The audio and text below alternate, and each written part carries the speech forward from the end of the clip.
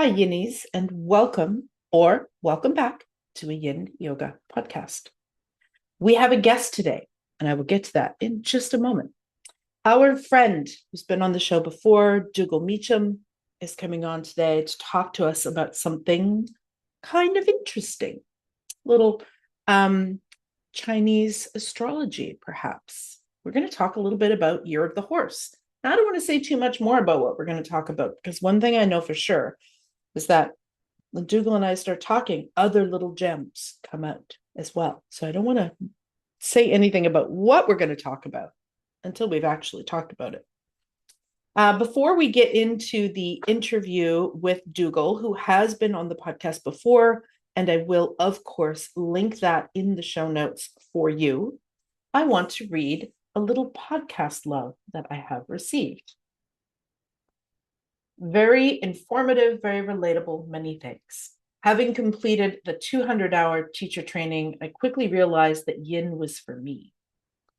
Currently on a Yin teacher training and was looking for podcasts when I found this little gem.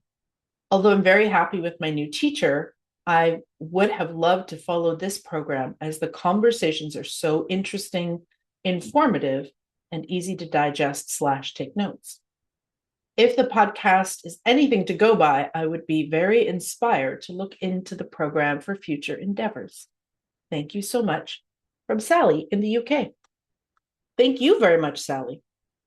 And if you are listening to this live at the time of the recording, the spring 2026 round of my 100-hour therapeutic Yin training is currently open for registration. Of course, there's a link in the show notes to check that out. And if you're listening to this in the future and it's not currently open for registration, that same link will take you to the same page and you can get on the wait list for the next round.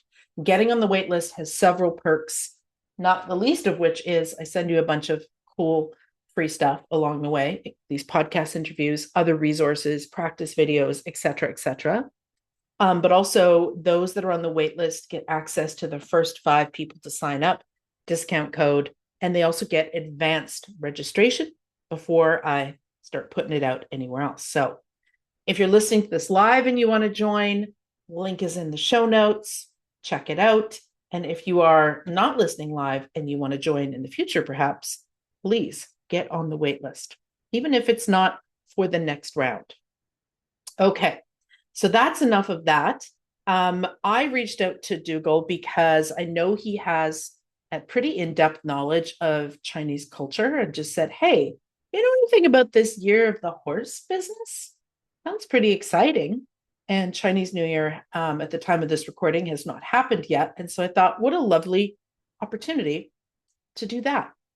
And so we will be talking a little bit about that. And the next time that you hear from me, I'll be with Dougal. Hi, Dougal, and welcome back to a Yin Yoga Podcast. Hey there, Yin. Hey there, Yin. Hey there, Queen of Yin. Nick, Queen of Yin. I prefer back. Empress. Thank you. Just kidding. So for those of you listening, Dougal has been on before. I will, of course, link that other episode in the episode notes.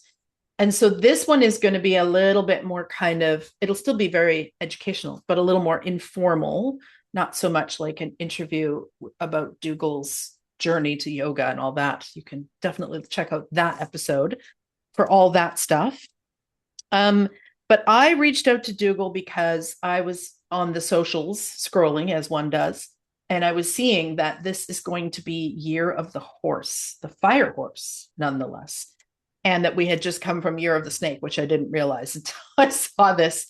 And then we're just reading some of the symbolism of like, what does Year of the Snake mean for us? And then what does Year of the Fire Horse mean? And I got so excited that I reached out to Dougal and said, hey, do you know anything about this? Do you want to come talk to us about this? And so here we are. Before we get into that, though, just for anyone who hasn't met you before, just briefly a little, who is Dougal? What does he do in the world? That kind of thing. So I think you and I, Nick, met, is it a decade ago? It feels like it's a long time ago, back in Yin Yoga trainings with Paul Grilley. Mm-hmm. You and I have both since gone on, and we're both teacher training now. Before that, I was already kind of teaching yoga, but my original training, I lived in Hong Kong for 20 years, in Singapore as a kid. So I'm British, but my accent obviously gives me away as not very British sounding. And so I was already teaching Qigong and Tai Chi. And um, although I spent a long time in a suit, all the times I was outside of the suit, and when I was a student in Taiwan, learning Mandarin Chinese, I was in parks learning Qigong and Tai Chi. And so that's why what I also offer along with Yin. And along with that, and we're going to talk about that today, is the mythology and the worldview of these beautiful practices, where Yin came from, where Qigong and the martial arts came from. And I've been adding over the years acupuncture. You did that as well. Wisely quit while you were, before going head over. I didn't quit, kept going. And I'm now adding Chinese herbal medicine to my belt as well, which I'm really enjoying, because it's this worldview, which we're about to talk about, of the cosmic dance that is Taoism and Chinese and natural philosophy, which Yin Yoga falls into, and the divination and cyclical view of how the universe works. So I love this. My newsletter is called The Quiet Rebellion. Love it. So it's all about, how all these practices bring us into a quiet, meditative state where we become aware of this massive cosmic splodge that we're a part of. I love that you're adding herbs. Good for you. It's such a beautiful thing. And I don't know about you, Nick, but I'm a middle-aged man now. And I'm surrounded by middle-aged human beings and they are yogis, they're yoga teacher trainers, and their health is not always what they wish it to be. And some of them have really nasty problems. And Chinese medicine is just, as you know, from your yin practices and all the stuff that you do, it's just another opportunity, another way to look at your health, look at your body, look at your mind. And there's some real gold in there. So I'm loving it. In fact, even from my own personal life, there was a point in my life, this is when I had been practicing yin, but this is when I dove into it being my primary yoga practice, was I had a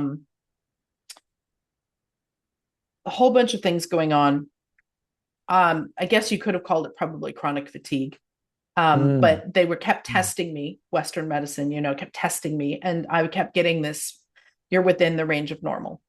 It's like, not feeling very normal. I know my normal Energizer bunny self, and this is not normal. And then it was through going to an acupuncturist for actually just my chronically tight right trapezius, not even knowing, because my chiropractor recommended it. And I think a lot of people go to acupuncture first for like musculoskeletal stuff. That's not rare. And when we were doing the intake, though, the great thing about Chinese medicine practitioners is they're going to talk to you about what you came for, but they're going to talk to you about everything. Yeah, and sure. They're going to get a whole picture of your health. And I remember her saying to me, and I said, well, and I've been getting testing, and of course they can't seem to tell me what's wrong. And she said, well, it's interesting because from a Chinese medicine perspective, everything you just told me is all connected. And I was like, oh, so that was kind of my first little inkling into like, oh, this medicine can be used for more than just my shoulder pain. And that actually the root of all of the symptomology that I've been trying to get help with is the same root in Chinese medicine. I've said it before on the podcast, but one of the things I love the most about Chinese medicine is that root and branch theory, where it's like, yes, we will help you with your headache, and we're going to try to figure out, why do you have that headache? Which is very different, right, than allopathic medicine, where they're just like, here's a prescription. See ya, Yeah.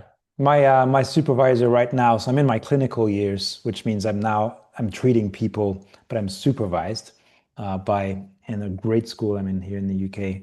And my supervisor this morning told me, it just reminded us again, in Chinese medicine, we don't make the separation that Western medicine makes, mind body. There is no separation, like front and back of hand. They're there together. So absolutely. People hate it when you say that. They're like, you might be having that pain because of emotional stuff that's going on. Some people love it, yogis, but some Hmm. people really don't like that at all. So it's very interesting. I was excited by it. And she's like, well, let's Yeah. talk about your spleen chi. I was like, yes, let's talk about my spleen chi. What does that even mean?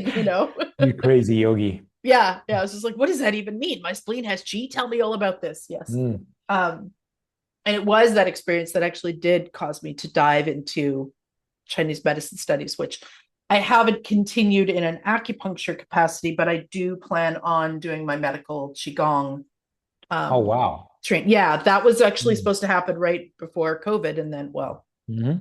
so so that's my plan. I'm just trying to figure out now how I can study with this gal locally who has a really good reputation, and still also run teacher trainings. That's Yeah, well, I mean, I've been running my first Qigong teacher training this year, last year, and just exactly what we're talking about. People, they're all yogis, some of them teachers and teacher trainers, even some of them on the course.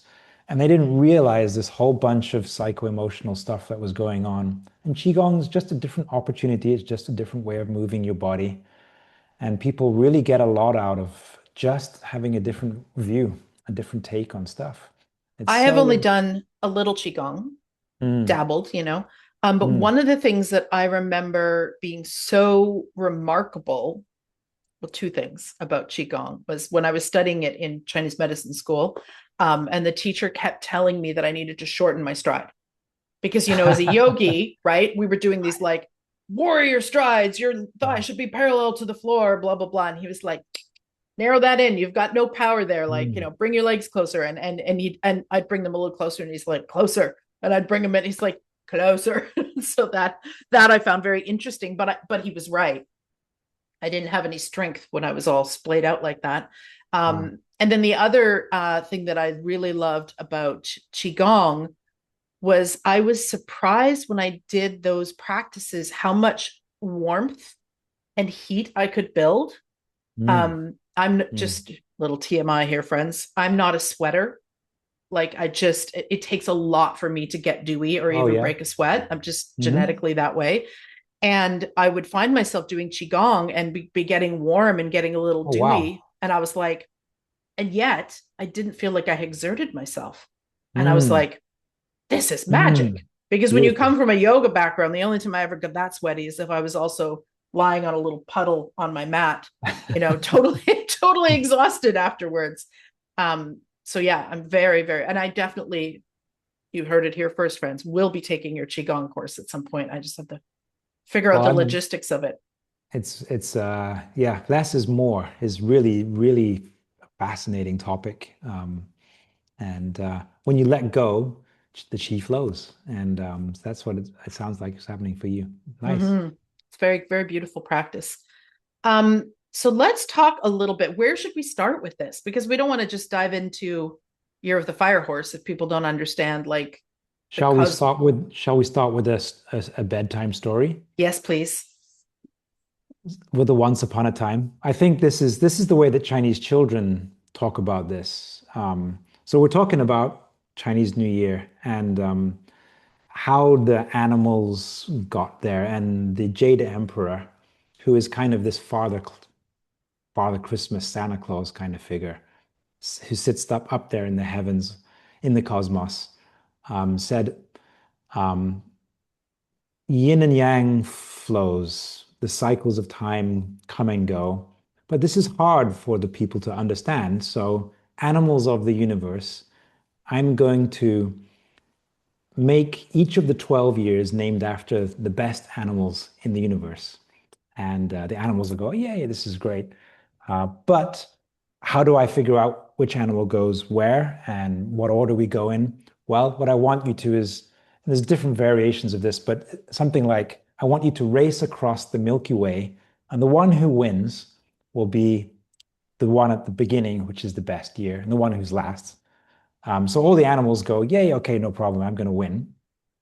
So there's pigs and dogs and roosters, and there's a dragon in there as well. Of course, Chinese mythology is a dragon. So the pig is a bit slow, and the pig ends up being last. So if you're in a pig year, it's the last year in the cycle. The dog, anyone who's a dog owner jumps in the water and goes, hey, this is fun, and starts playing in the water and never really gets much further than the pig. The chicken or the rooster dives in and goes, I'm a chicken in water here. This is not going very well. The monkey, the goat, and the horse are all having fun, but none of them are really water animals. But a snake hides on the horse's leg, and when they're getting close to the other side, slithers off the snake, scares the horse, slithers off the horse's leg, scares the horse, and beats the horse. In front of the snake is a dragon who could have won, but this is all Chinese people, because all Chinese people are children of dragons. He was too generous, or they were too generous, and so they stopped to help other animals, so it didn't win. A rabbit had hopped across the stones of the Milky Way, sometimes aided by the dragon. The tiger was powerful, but was slowed down by the river because they weren't a water animal. And then here's who should have won, the ox. So we're getting to, this is the 11th animal. The ox, a water buffalo, plows across the Milky Way. And just as they're about to win, a rat who'd rode on the ox the whole way jumped over and at the finish line and won. And so you have these 12 animals. And what are they representing? Well, I think we've kind of lost this in Canada and certainly in most Europe, where we're kind of 2,000 years of Christian history.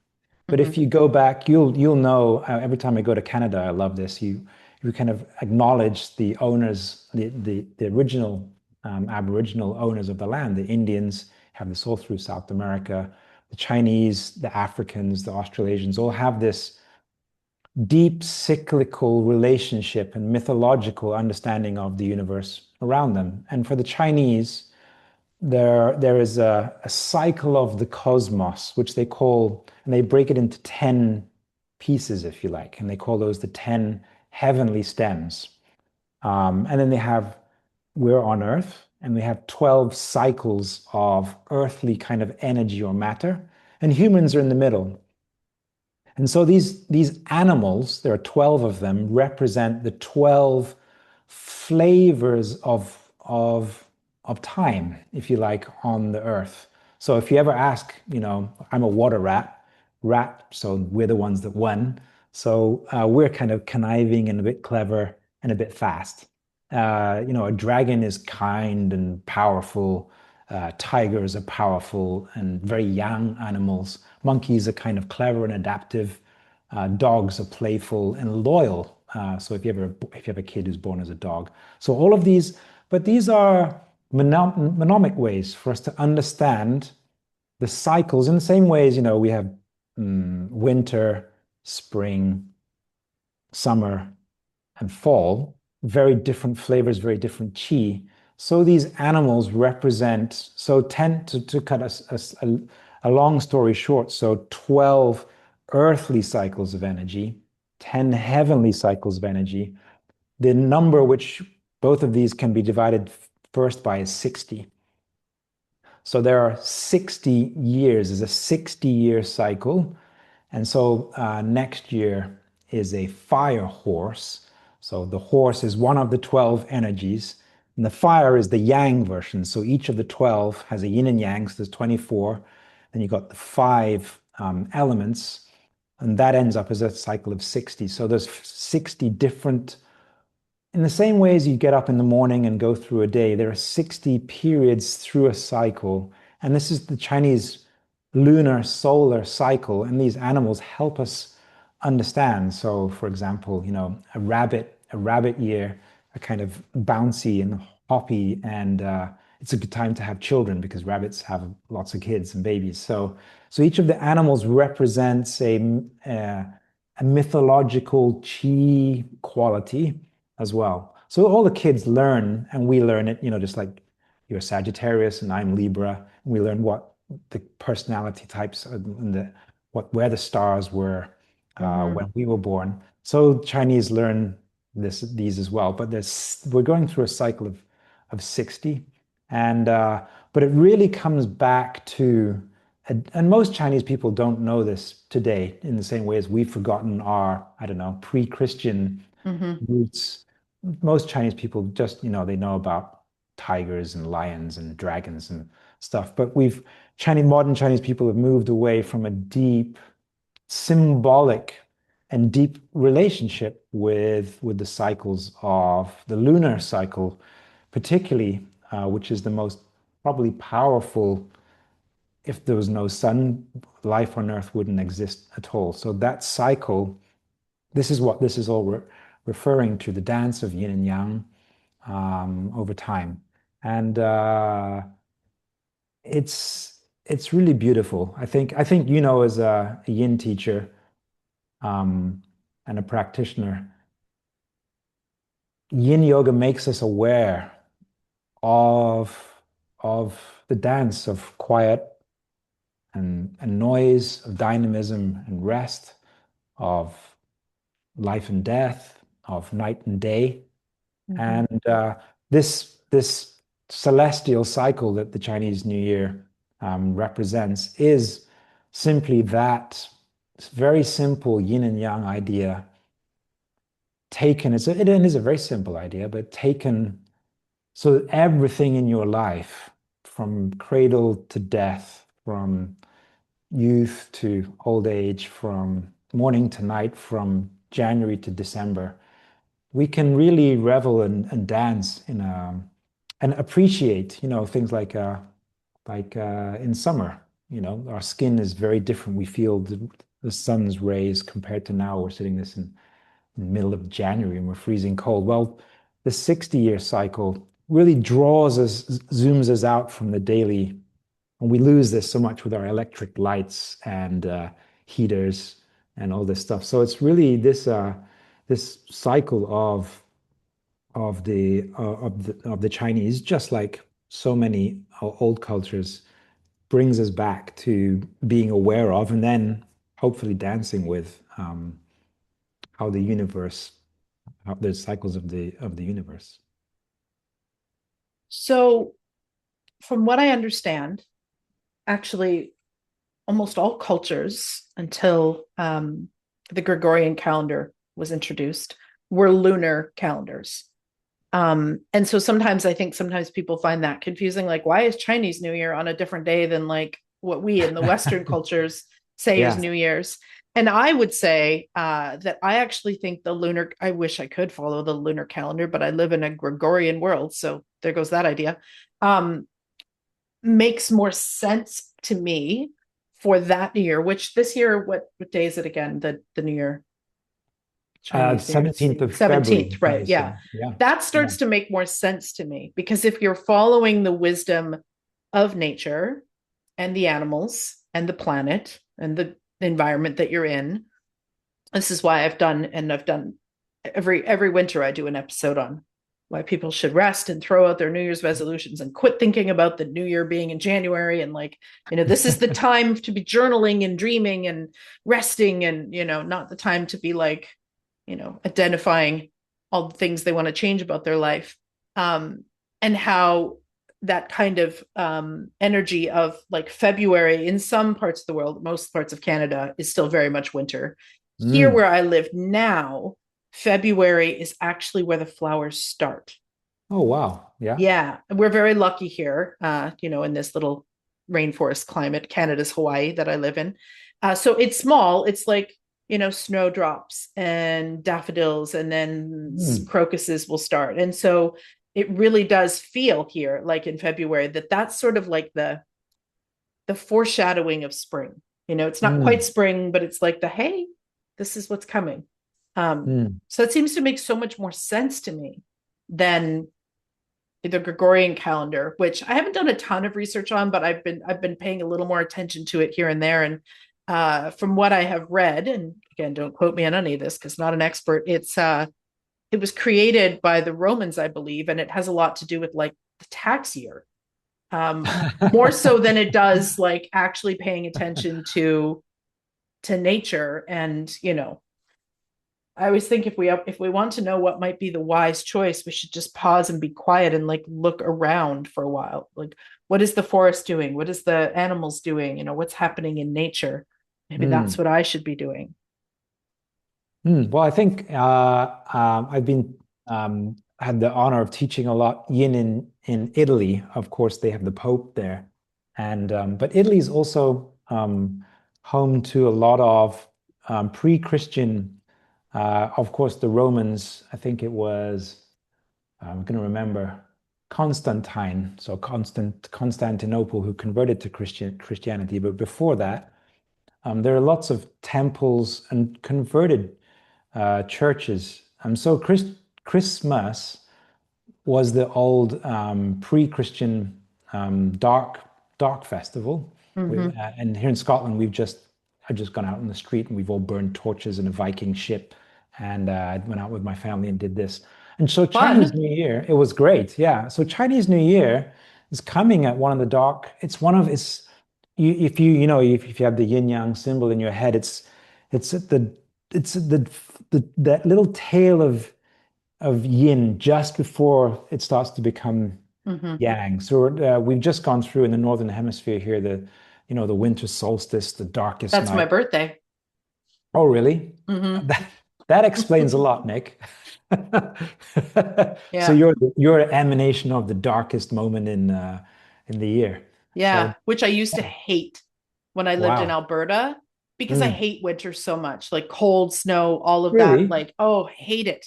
Um, and so when I lived in Alberta, I was used to like, when people say, "Oh, you're born on the solstice, how nice," and I'd like roll my eyes.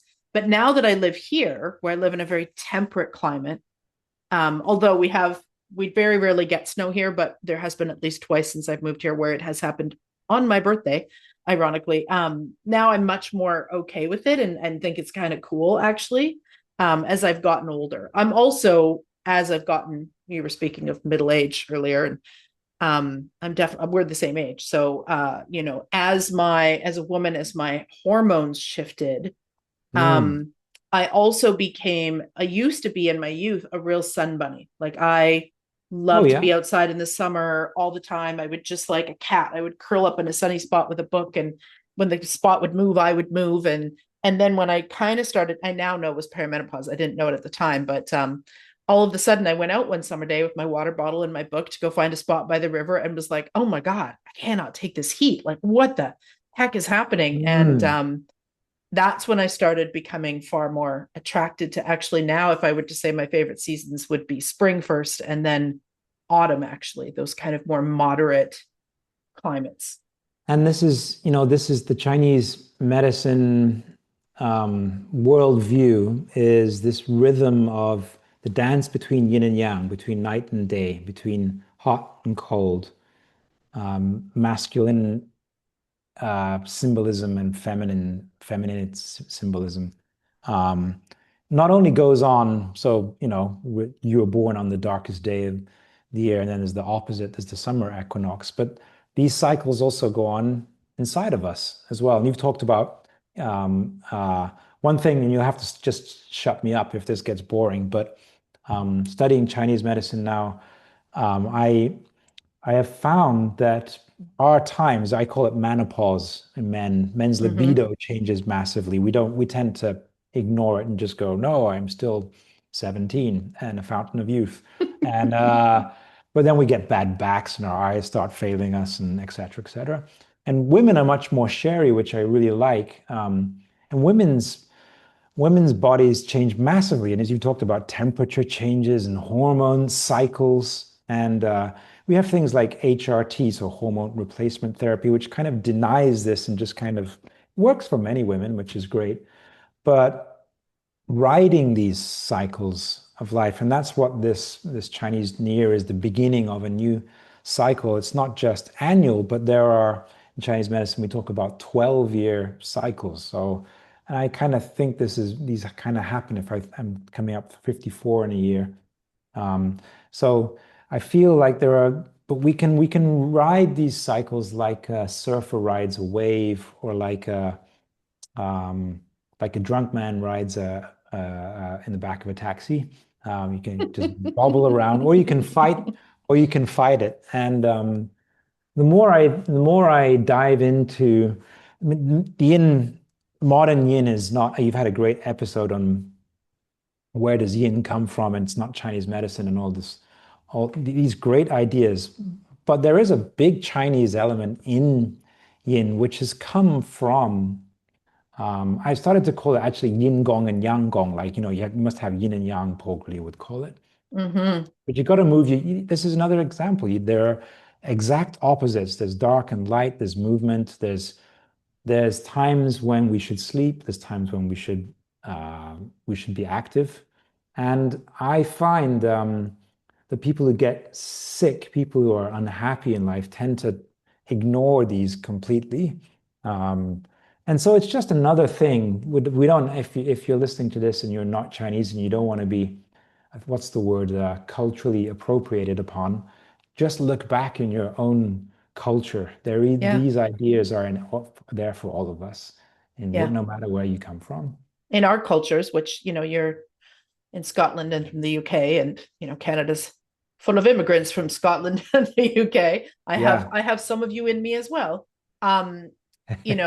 We all would have had before, Christianity, we would have had these sort of more pagan traditions that would have, I mean, Yule, right? That's, definitely, honoring that dark and light cycles. And so, yeah, I think it's not, I really love the Chinese medicine stuff and the Chinese way of looking at things. I find it incredibly fascinating, and yet also somehow familiar. Maybe that's a past life thing, I'm not sure. But I remember being even in Chinese medicine foundations, like, first day of Chinese medicine school, and him talking about yin and yang, and and I was just like, yes, of course, this makes perfect sense. Whereas my student friends were like, what? How can they be opposites and yet interdependent? I don't understand. Like, just that, Yeah, it's a tough one. Yeah. It was a philosophical brain tickle for me that I really enjoyed and made sense to me.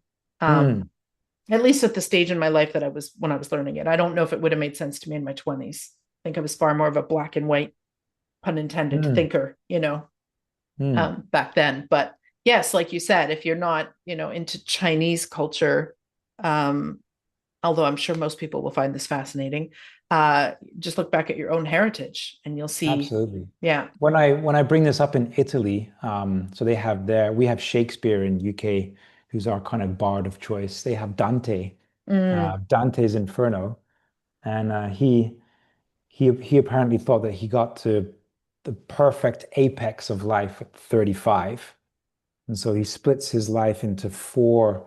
So before 35, he has two sections, and then there's two sections or chunks of life after 35.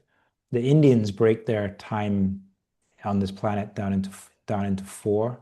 We have 4 seasons.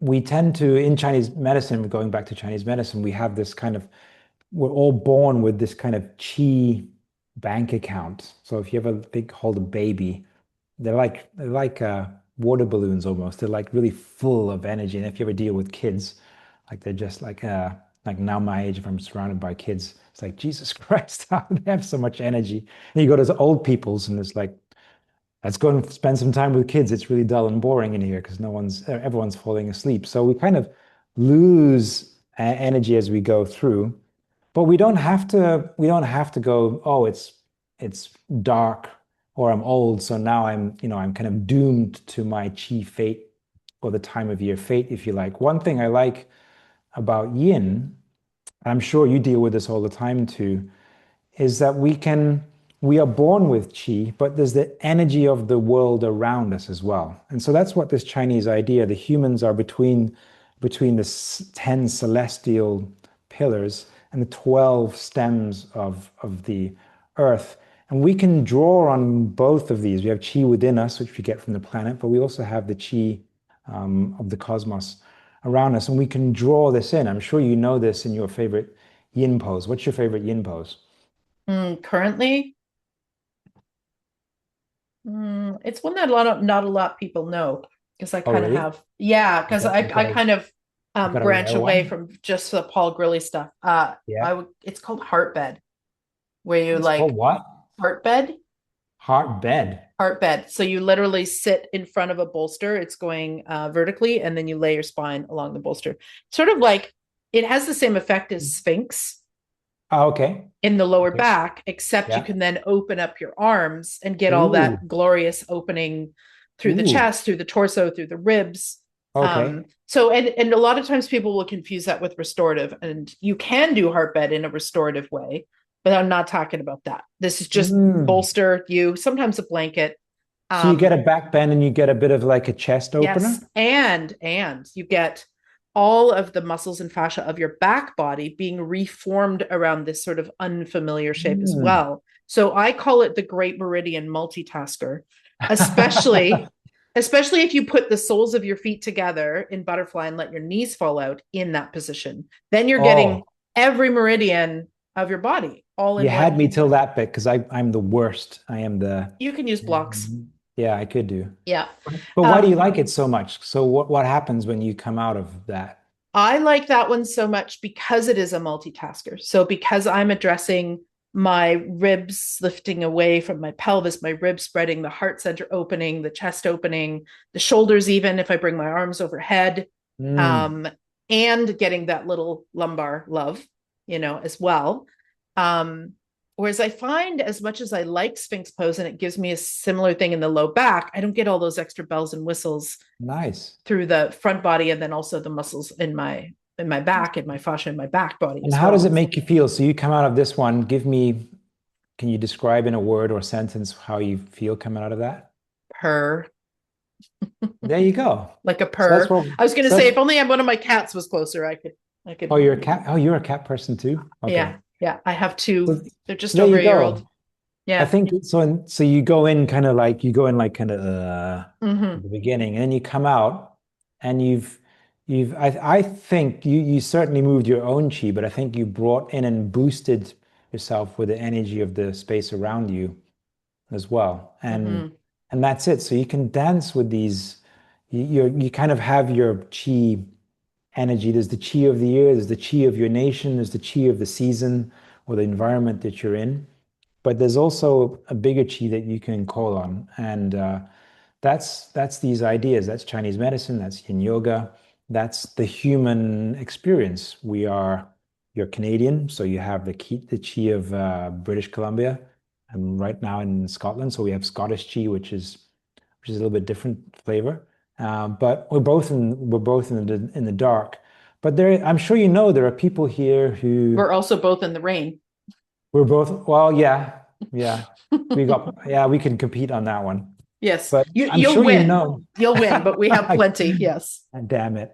But there are people who are dragged down by the circle, like, winter sucks for them, everything is nasty. But as you go into your favorite pose, what was it called? What did you call it again? Heart bed. In the Heart bed. States, sometimes they call it heart bench. I've heard it called. Okay, I like your one.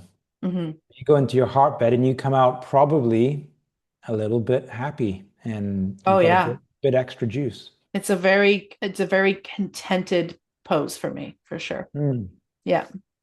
mm.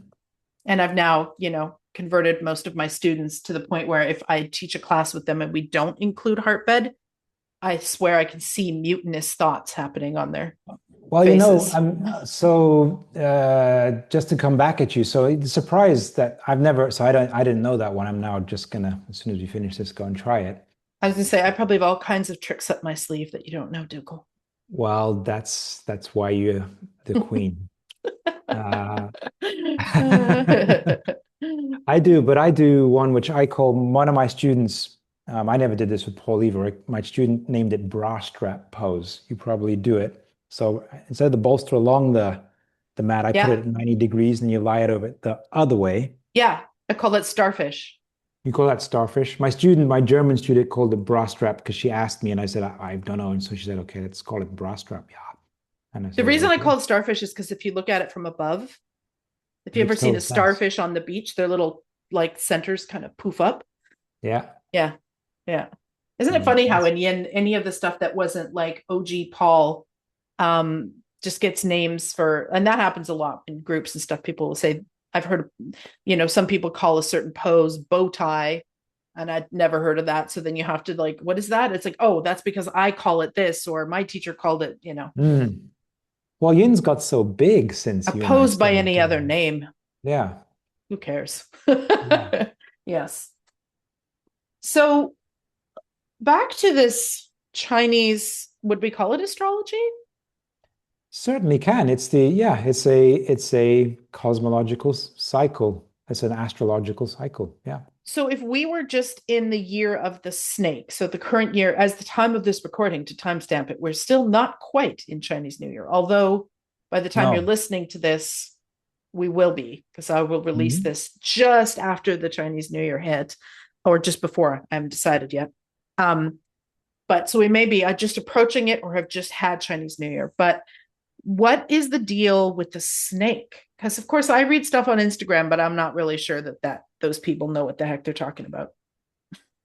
What do you mean? What is the deal with the snake? What do you mean? So I read stuff about like how like year of the snake is a year of like kind of shedding and letting go, and Ah, it I can be a see. bit Okay. rough, like Mhm. it's like getting rid of stuff and a transition kind of period. And then year of the horse, and especially fire horse, is supposed to be quite different.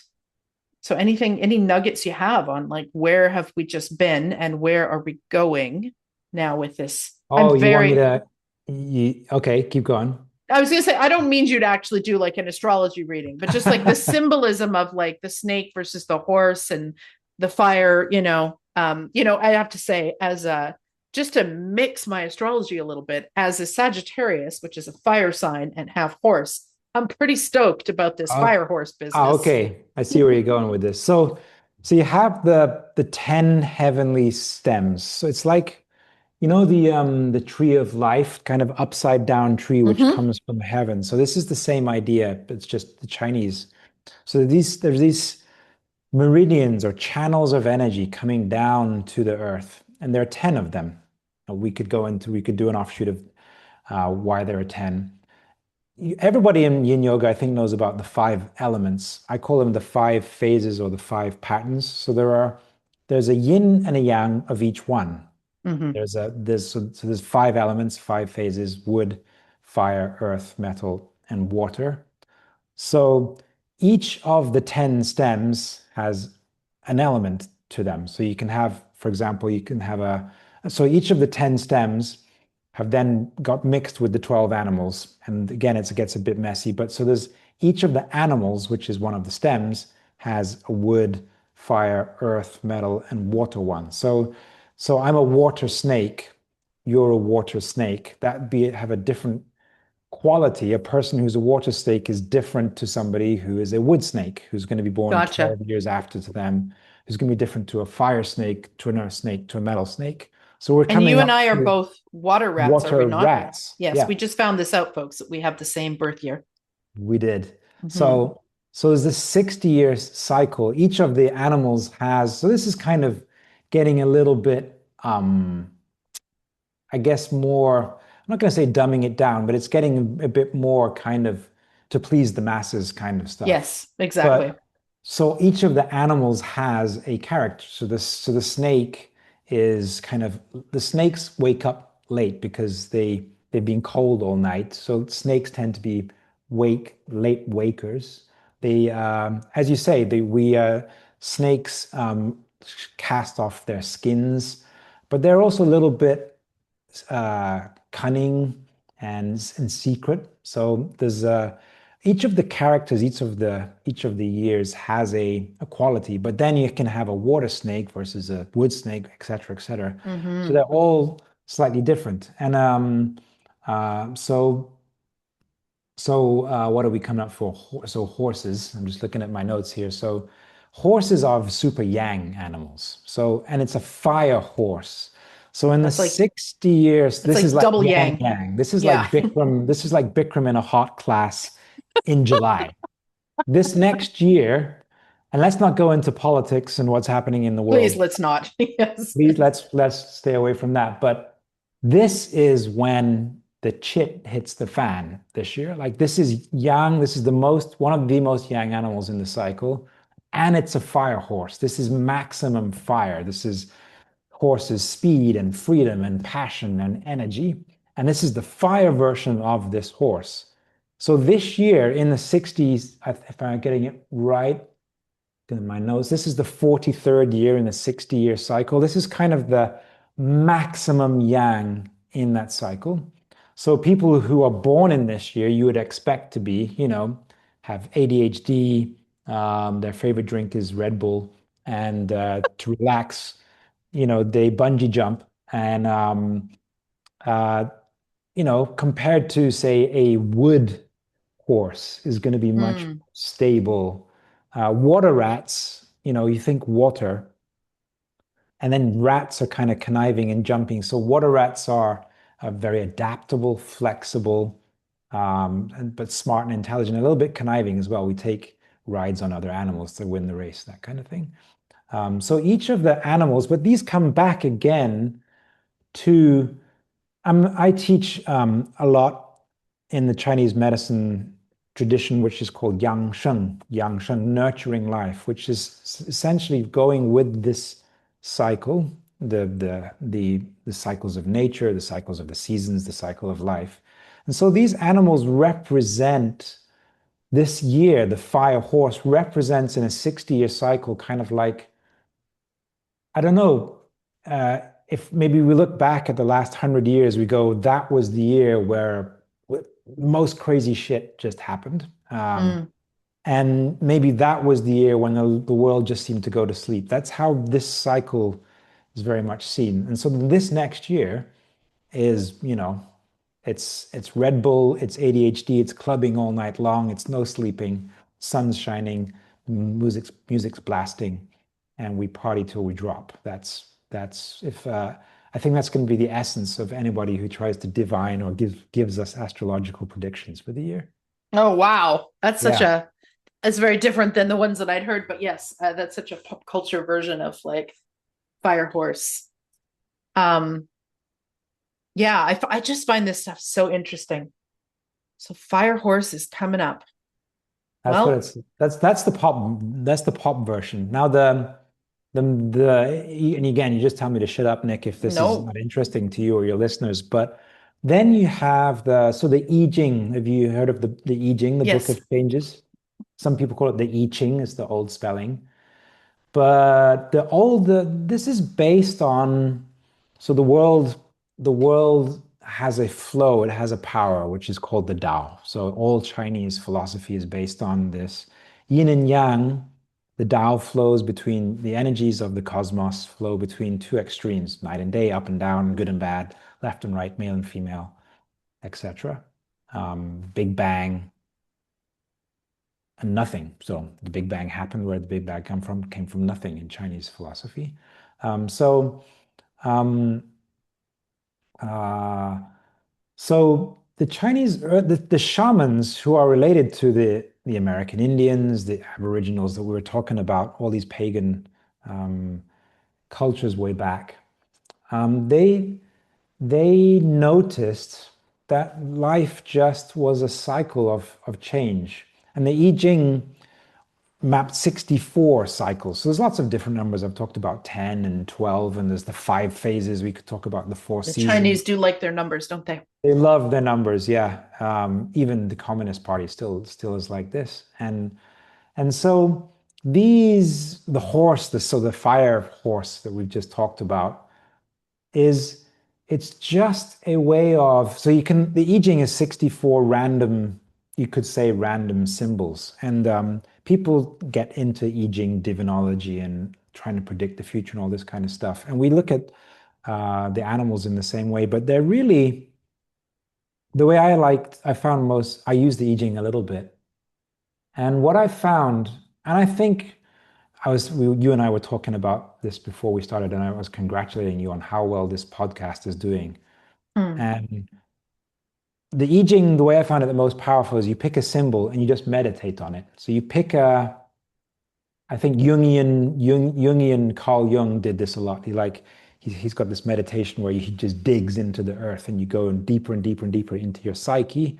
Mm-hmm. So the I Ching is you pick an idea, or if we come back to what we've been talking about, you pick the energy of a fire horse. And you just meditate on it. And somehow that merges with your being, with your body, with your psyche, with your spiritual being, with your emotional being, and it just rubs off. If you do it enough with faith, with a little bit of abandonment to outcomes, like you did with the podcast, you just went, Mm-hmm. I like this idea. I'm going to run with it.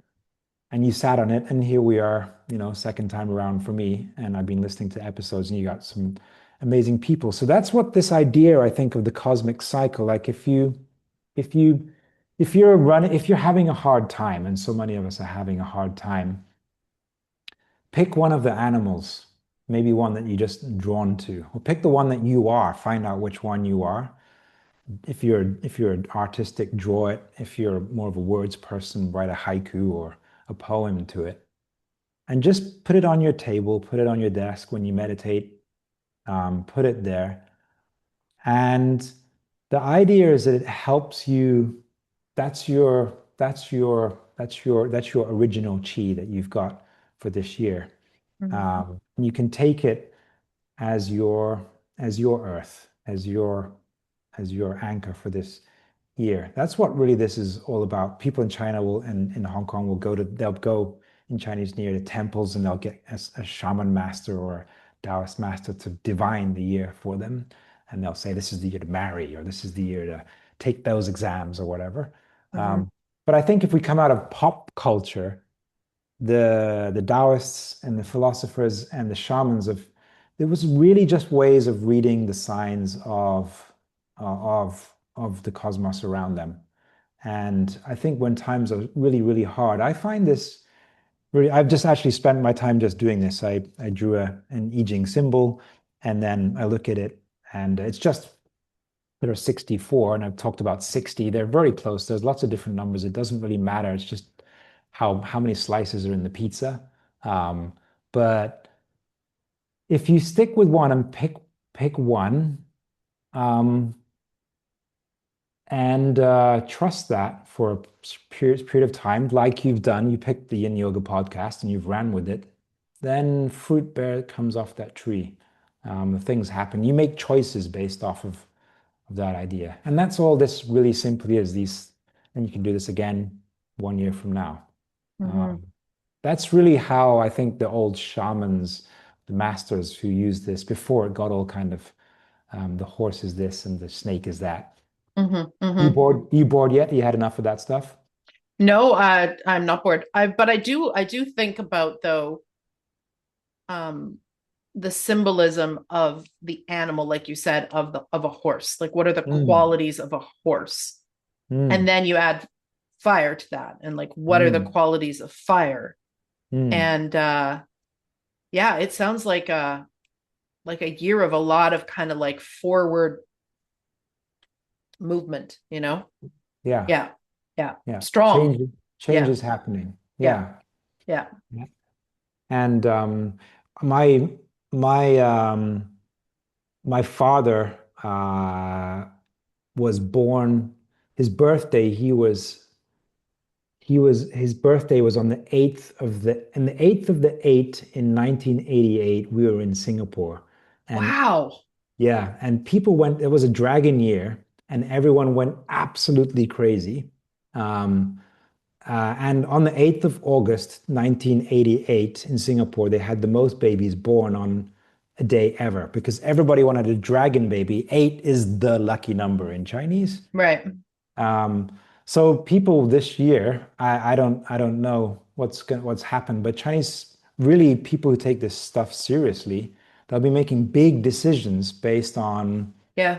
fire horse energy this year. So maybe this is the time to invest, or this is the time to, throw yourself into a new adventure. These kinds of things. Yeah. Interesting. I mean, I would say, and I'm by no means, by the way, friends, an expert in Vedic astrology, but the Indian people from India, not North American Indians, they would often, very similarly, they would see an astrologer to decide when should I open the business? When's a good time to Hmm. travel? When's a good time to marry? When's a good time to have children? And things like that. So it's interesting that it's also in Chinese culture, but it's not, you know, it's not like it's unfamiliar elsewhere as well. No, Well, and we've all got animals. Like every time I go to Canada, you have your totem poles, which I love looking yeah. at, and they all have representatives. The Greeks have gods of fire and rain and water. These are Mm-hmm. just cosmic energies. The Indians, have Surya, the god of the sun. They have the god of Yeah. thunder. They've got gods of fire. These are just cosmic energies, and the animals are the same. These are easy to understand symbols, which we can Mm-hmm. understand the world around us. Yeah. Mm-hmm. Yeah. Very interesting. Is there anything else that you want to share about I mean, I'm sure this could be a 12-hour episode, but um, and we will of course just have you on whenever we want to have these little brain tickles, um, as often as you're willing.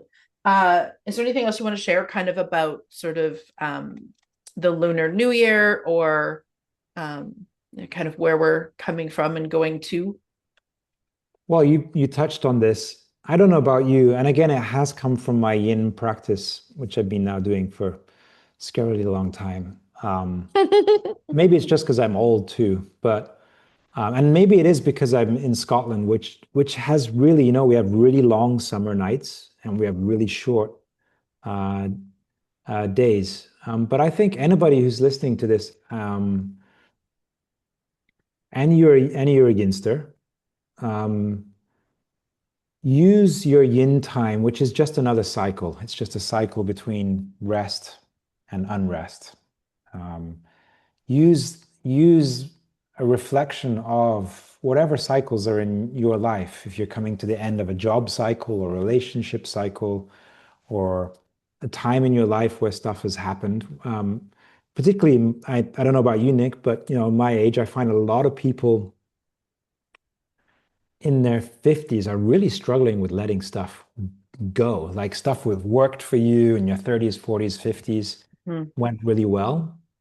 But now that's not working so well, and it's tough to make changes. But cycles, however, whatever culture you come from, provide the concept, the mythology, and the symbolism of cycles, beginning and end, is natural part of the change of the universe.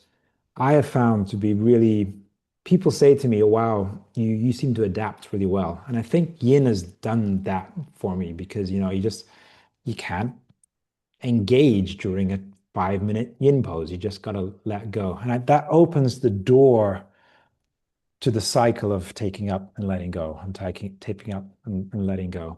And so if you're listening to this, whatever you wherever you are, and whatever's happening in your life, I invite you to reflect on stuff you can take up this year and stuff you can let go this year, because the fire horse is going to burn up the stuff anyway.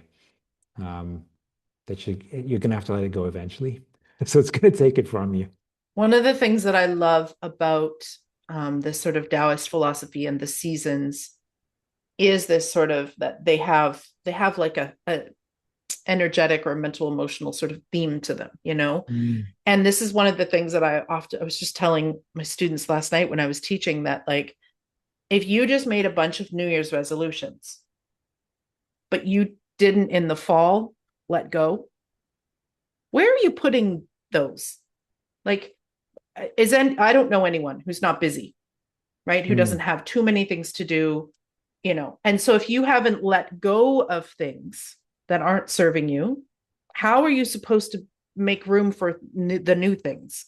And I think this Yeah. is part of the problem, is that people do their New Year's resolutions at the wrong time of year.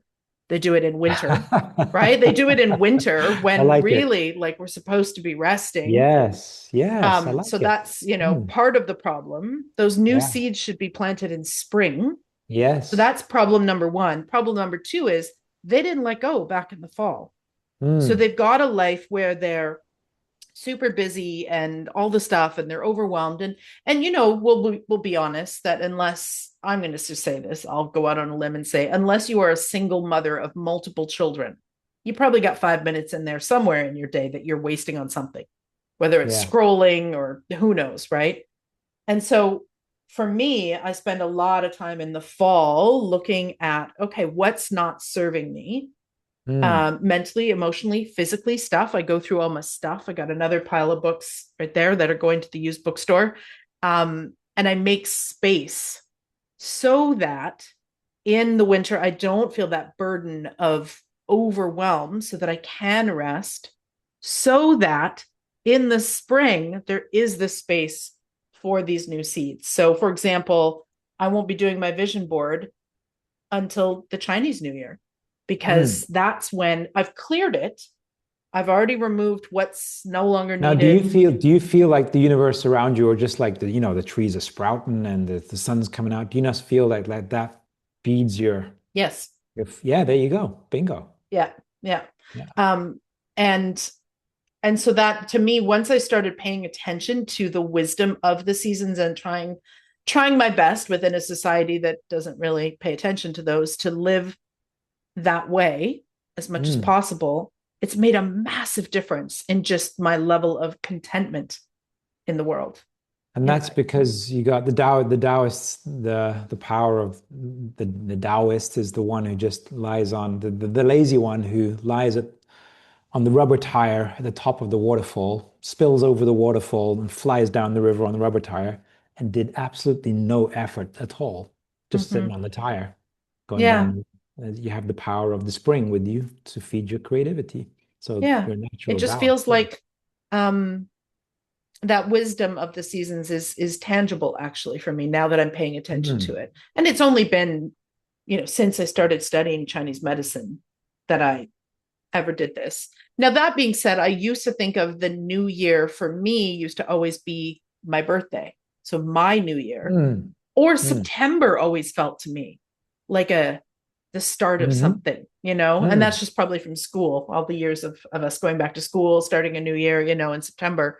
But January has just never felt like the wise time to be suddenly trying to create all these new habits that A, we haven't made space for, and B, we haven't maybe spent the wisdom of winter reflecting on what do I actually want? Is this my voice? Is this, lose 10 pounds, blah, blah, blah, all the stuff that's, oops, knocked my mic there, that is fed to us. Is that my own wisdom from my own inner voice There you go. that is telling me this is what I want in my new year? And so that's what I try to do now. I let go in the fall. I go through lists of all my things, whether it's mentally, emotionally, physically, work wise, all the things that like what's not serving, what can go. And then so that in the winter, I have that space to Mm. really ask myself those questions about, like, what do I want? What would make sense for me so that in the spring I can then plant those seeds. So yeah, that's kind of how I've started living life. And yeah, it's interesting how much of a difference it's made. It's easier, right? Yeah. Yeah, it Yeah. feels natural, actually, you know, Mm. which it should because it's based on nature. But yeah, it feels natural. And Um, you have more energy. yeah, I mean, and when I don't like in the winter, I don't have as much energy because of course I don't, because it's dark at freaking 4:30. Of Yeah. course, of course I don't. Yeah. So, but now instead of trying to just live winter like I would spring or summer and just like keep on keeping on, I just rest more. I Mm. sleep more. I just allow myself to, you know, Yeah. Like our yeah, cat. Yeah. yeah, exactly. Yeah. Mm. So I don't beat myself up anymore in the winter for me not feeling like I do in the summer Mm. because of course I can't. Yeah. No. No. And I think when we do that, that's why so many people get sick, I find, especially right after the holidays, right? Because you take your already busy life and now you're shopping and baking and cooking and traveling and plus some of us are dealing. What's that quote from Ram Dass? If you think you're enlightened, go spend a week with your family. Yeah, we've all just done that, right? As we're Yeah. talking. Yeah. At the So time of this recording, we've all just done that. And then that's when I see people get sick because absolutely. they haven't rested and they haven't created any space for all that stuff. And, you know, so the wisdom of these seasons is important. Well, let's start to round it out. If there's anything else you really want to talk about as far as like this in brief, this stuff that we can't talk about in brief because it could be forever. No, suffice to say, keep on with the seasonal stuff. I just had a so I'm in Scotland here, so I just had a we have a I have some Italian friends and I gave them some haggis. You know haggis, Nick? I've heard of it. I've never tried it. Yeah, so haggis is a national dish here in Scotland. It's traditionally made from sheep's stomach, and it's got most of the sheep inside anyway. Vegetarians, there is a vegetarian version too, but it's got pepper and chili and stuff in it. But we eat it. I actually just had it this evening, and I am hot. This is one of the coldest days of the year, and our food is tied up with this stuff as well, with what we eat. We Mm-hmm. tend to eat unseasonally kind of through the year. When I come to Canada, I'm amazed by your supermarkets are impressive. Oh, really? Yeah, like the stock that you have. You have Farm Boy in BC? Mm-mm. Oh, okay. Well, in Ontario, they have this organic superstore. I was just wandering around like a country bumpkin just come to a new place. And so anyway, this eat everything you do is seasonal. So me and my wife were shivering, and she just came up with the idea, hey, let's have haggis, which is really, really hot, young food. And we're down to like our t-shirt and almost shorts eating that stuff here in the coldest day of the year. So this is really nice. I think people, we have lights on and we have heating on all year round. So we just kind of Forget. dulls the peaks and troughs. But if you lean into those, you'll get Nick's power that she was just talking about there. And then look what happens. What is the coldest day in Celsius? I speak Celsius. Go ahead. Americans, sorry, get out. Well, here in Americans, get out Edinburgh, your we're app. well, your prime minister just got in trouble for using British spelling, didn't he? But We I know use you. British spelling in Canada. Oh, really? I don't know. Why did he get in trouble then? I think I saw that and actually, well, I mean, he should get in trouble for a lot of things, but that's a discussion for another time. Um, but I can't remember what word it was. Was it specialize or realize or Oh, okay. anyways, it was one of the ones that Americans will often spell with a Z. Yeah. But like the way we are in Canada, we're raised on the Queen's English, just like Australia would be or the UK. And so technically speaking, we learn the spell that way. Now, a lot of Canadians kind of bring in American spelling, or I tend to hybrid a little bit, Yeah. Yeah. which at the time my American website designer was very confused by. She was just like, okay, I noticed sometimes you use American spelling and sometimes Canadian. And what do you want to do here? I was like, just leave it as it is. And I actually did have, this is totally off topic, but I had an American reach out once in the comments of my blog telling me that I spelt certain words wrong. And I was like, no, my friend, that would be the Queen's English. Um, so yes, I don't know where we I don't know where we came to. You're Wait, asking me, you're asking me how cold it is, and yes, in it's Celsius. So Americans, go ahead and get your app out. -4, so that's nothing compared to Canada. Yes, You're and now I'm going to make all the other Canadians and even Americans who live in cold states angry when I say that we are currently at +7. Whoa, really? Yeah. Now I don't want to. I'm going to knock on wood as I say this in case that actually works. Um, we've had a very mild winter so far, which I'm hoping just continues. I'm hoping that Mhm. doesn't mean that like mid-January, early February, we're going to suddenly get it. But my partner and I, because we're from areas of Canada where they get real cold, like real Mm. actual winter, like -40 plus wind chill and, all the things. Just last night while we were prepping dinner, I was like, it's 7 degrees outside. Like, where in the world? Like, I said, can you believe we get to live somewhere where in like January it's like +7? Wow. Yeah. And I know to some Americans, once they translate that, that'll still sound crazy cold. But if you're from, if you're from like Florida or something, that's still going to feel freezing. But for me, that feels very moderate, you know? That's super nice. Yeah. I like a little rain and fog and mist. It's my favorite. That is your Scottish side talking. Must be. It's my favorite. Yeah. Yeah. Well, let's wrap this up. You and I, of course, can chat and do our official goodbyes once I stop recording. But before we do, I would love for you to just take a moment to share where everybody can find you and what you have coming up as far as trainings go. So you mentioned your Qigong training, which I'm going to attend at some point very soon. So I'm super excited about that. What else you got going on?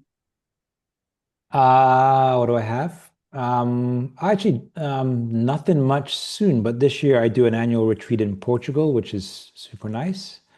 And I run a 500 yin yang training based off the functional approach, but my flavor of it is all around um, digging deep into the ancestry of the yin is an old practice, and there's a lot of fun stuff happens when you breathe new life into old ideas. And so And I'm is kind of that online or in person or a combo? I do stuff on, yeah, all of my programs pretty much run online. So I run a new module every quarter. So you won't, no one will be able to spell my name, but it's dougalmeachem.com. But I'm You'll sure be you can linked in the stick show that in notes. They'll be able somewhere. to find Yeah. you. So come and find me. And so this year I'm running stuff on Yang Sheng, which is the Portugal retreat in end of April, is all about this idea of moving and deeply feeling the rhythms of life. But I'm doing some myofascial release stuff in Italy and online at the same time. And then in the fall, my annual Yin 200-hour Yin training takes place, which is online. So yeah, come and find me and come and be a quiet rebel in this busy world somewhere. Awesome. Thank you so much for your time and your wisdom and your storytelling Thank you and your for pop your culture references, which of course do help these things land sometimes. And all I have to say about Year of the Horse is giddy up, let's go. I'm ready. Giddy up, let's go. I'm ready. It's exactly, thank, I feel like it's thank exactly the energy I need right now. Yeah. Yeah. thank you for your gracious hosting. It's a nice place in this corner of the internet thing that we have going on. To nerd out together. Hmm. All right, my friends, until we talk again, bye for now.